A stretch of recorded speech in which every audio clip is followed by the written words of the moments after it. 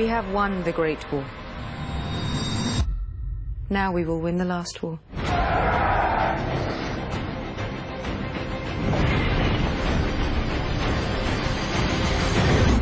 We'll rip her out root and stem. We hope to kind of avoid the expected, and Jon Snow has always been the hero, the one who's been the savior, but it just didn't seem right to us for this moment.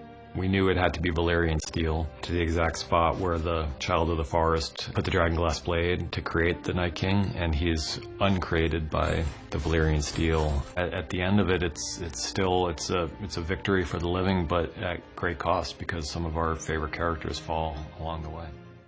Hi everyone, it's Charlie. This is going to be my Game of Thrones Season 8 Episode 4 trailer video, talking about the next big war, as Daenerys is calling it during the trailer, the last war. There's still so much stuff going on. We've got the Game of Thrones prequel that's coming up too, so be sure to subscribe to get all the Game of Thrones videos. I know there are a lot of questions after last night's episode. There are a couple more bonus videos that I have planned about that, but I'm also doing the Q&A video. And there's a new round of that HBO Now giveaway too. All you have to do to enter that is be a subscriber and leave a comment on the video. Obviously, careful for spoilers for everything through episode 3. So here we go. We'll just start with the footage. So this very Daenerys and Cersei-centric trailer. It's all Daenerys' voiceover from a couple different speeches, or maybe just one speech broken up into a couple different pieces, because there's only one part of the trailer where you actually see her speaking the words. But it's all about the aftermath and them sort of cleaning up the battlefield. You see them burning the bodies in here too. It's gonna stink to high heaven around Winterfell until all those bodies are gone. The whole idea here, as Daenerys says, is we've won the Great War, as they talked about it, the war against the Night King and the White Walkers. Now we will win the last war. And she's absolutely determined. She even puts herself in a very deep Targaryen red dress, which is interesting because Cersei is also wearing a very deep red dress. Without listening to the costume designer explain why she made those choices, why those colors in particular, because Targaryens do wear red, so it's not unusual for Daenerys to wear a red dress. But it is kind of interesting that she wears red because it's the color of blood, even though House Targaryen's motto is fire and blood, right after the Battle of Winterfell when they shed all that blood, because you basically lost all of the Dothraki. There's still Dothraki in the east that did not side with Daenerys and come over. It's really just her blood riders that she lost, but they're completely gone. They lost most of their forces, most of the Unsullied as well. Usually after something like that, you wear black, which is also a Targaryen color, because you're in mourning for all the people that you lost. Like, she'd be in mourning for Ser Jorah because she cared about him so much, even though it wasn't actual romantic love.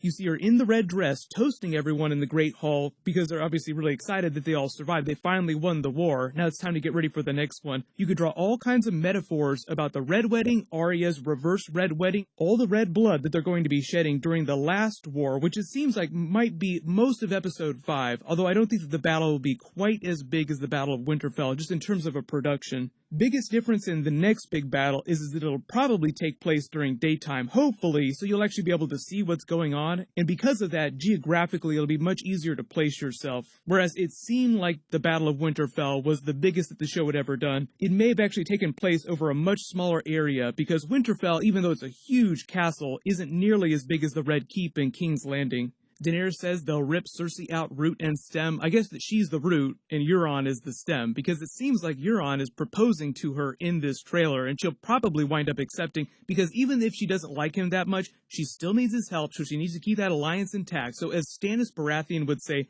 go ahead, do your duty. Like when he was talking to Brienne, he knew what was about to happen, and even though it wasn't going to be pleasant, he knew that it had to go down that way. Cersei's backed herself into a corner, and now she's doing everything she can to keep her house of cards from collapsing.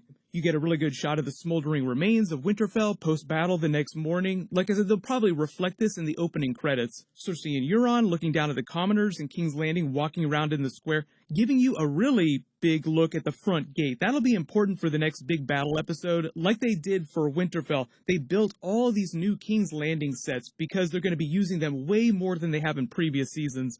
Most of their King's Landing city shots are filmed in and around Dubrovnik in Croatia, but a lot of the big battle stuff that they're getting ready to film at King's Landing, they filmed on their Titanic set. They had to build special sets just because of what they're doing during the battle, We don't know exactly how the battle is going to go down, but we do have a broad idea, and we know finally we're going to get to see the Golden Company in action. You see Sansa watching the Northerners as they clean up the battlefield and start to repair the worst damage to Winterfell. It's going to take them a long time to rebuild Winterfell, but it's not nearly as destroyed as I expected it to be. I knew that some of the castle would be left, but when you saw the Night King use Viserion to just plow right through one of the walls towards the end of the episode, I expected a lot more of that. But Viserion did spend like the last at least 10 minutes of the episode just breathing blue flame all over the courtyard. The weird thing about the way they cut the trailer, too, is it seems like everyone is headed down to King's Landing on Daenerys' ships eventually, but based on the misleading way that they cut this, it seems like Sansa might not go back to King's Landing with them, which would be interesting, because she did vow a long time ago never to go back, just because her time with Joffrey, with the Lannisters, was so bad, she never ever wanted to return. So you guys can let me know in the comments, just assuming that this trailer is misleading, do you think that Sansa actually will go back to King's Landing before the end of the season? Because remember, even though we have this episode 5 big battle coming up, we don't know exactly everything they're going to be doing during the finale, and the finale is going to be one of their longest episodes ever. You see Daenerys walking around the halls of Winterfell in that deep red dress. You see Rhaegal fly over Daenerys' ships as they're sailing for King's Landing. You also see Rhaegal and Drogon flying over Sansa, standing on the battlements of Winterfell. So confirmed to both be alive and well, none the worse for wear. I know a lot of people were wondering what happened to Rhaegal after he and Jon Snow went down. It seemed like he was still alive, and unless you see a body, you can't really say yes or no, because there have been a couple of deaths that happened off screen. Summer sacrificed himself to allow them to get away. You didn't exactly see him die, so it seemed like it happened off screen. So I think everybody was kind of worried, especially until we saw Ghost in this trailer too, very good boy, who also shows up outside, that we didn't know whether or not they killed him off screen too, because he ran to the assault with the Dothraki and Ser Jorah at the beginning of the episode, but you never really saw him come back, so everyone was just kind of crossing their fingers. Speaking of which, I don't think that Ghost would be down for Carrion or the dragons either. There still is food for them to eat up there. Now that they have maybe a fraction of their troops, it's not like they're going to run out of their food faster. They haven't actually taken a head count yet either, for those of you that are asking how many of their troops are left.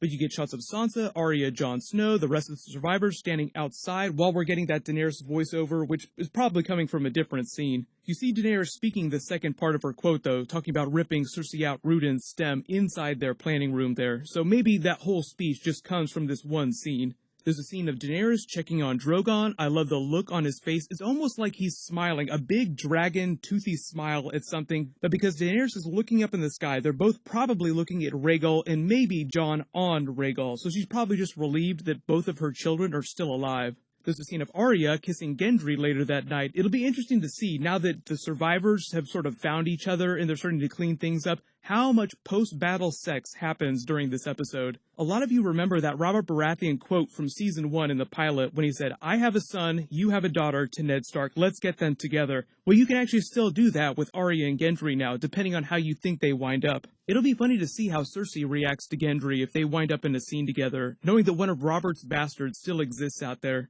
There's a scene of Jon Snow and Davos riding out the front gate of Winterfell with Gilly watching behind them in the courtyard. Then they end the trailer with a shot of Cersei, Euron, and the Mountain outside looking over something, maybe either watching Daenerys' ships roll in, or maybe just watching the people of King's Landing go about their business while they plan for the next big attack. But either way, the whole trailer is just meant to give you the aftermath of the Battle of Winterfell and the preparation for the battle against Cersei. So like I said, I think the actual battle won't happen till episode 5, but we'll see Daenerys' ships rolling up to King's Landing at the end of episode 4.